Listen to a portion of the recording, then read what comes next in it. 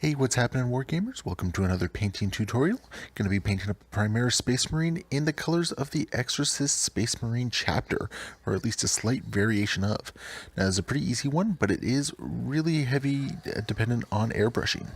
So we're going to start with Vallejo's Metal Color Gunmetal, and this is just going to be applied lightly over pre-shade, and we're going to have to just be careful that we don't put it on too thick.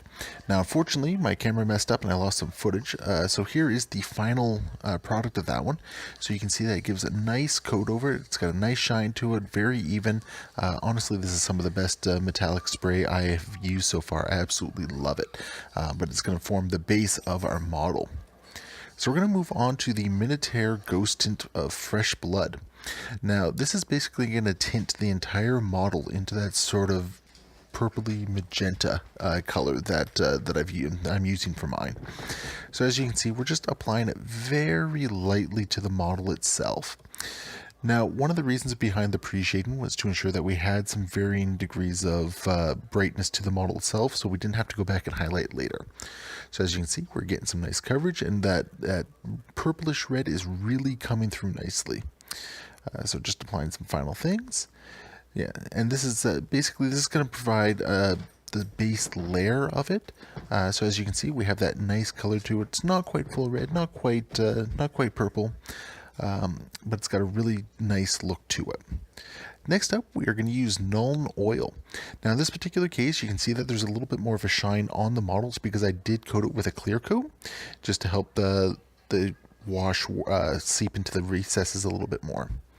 Now we're going to make sure we put it all over this model because we want to tint it dark, as you can see right here. So just put it on all over. Lastly, we're going to go to the Bloodletter Glaze, and this is going to build up the armor from that really dark blackish purple that you see there, and it's going to give it a little bit more of a red tone to it. Now you do have to be careful with this one because if you put on a little bit too much, you're going to end up brightening it a little bit too much. It's going to be a little more on the coppery orange side of things, and you'll actually see at the end of this that the shoulder pad I kind of screwed up a little bit, and it has that look to it. So just apply a nice thin layer to it. Make sure it dries fully before you finish it off. And there you go. You can see it has that sort of reddy orange look to it. And it is how I'm doing all my exorcists. So there you go. That is how I went about doing my Exorcist power armor. So it's the Vallejo Gunmetal, Minotaur Fresh Blood, Nuln Oil, and Bloodletter.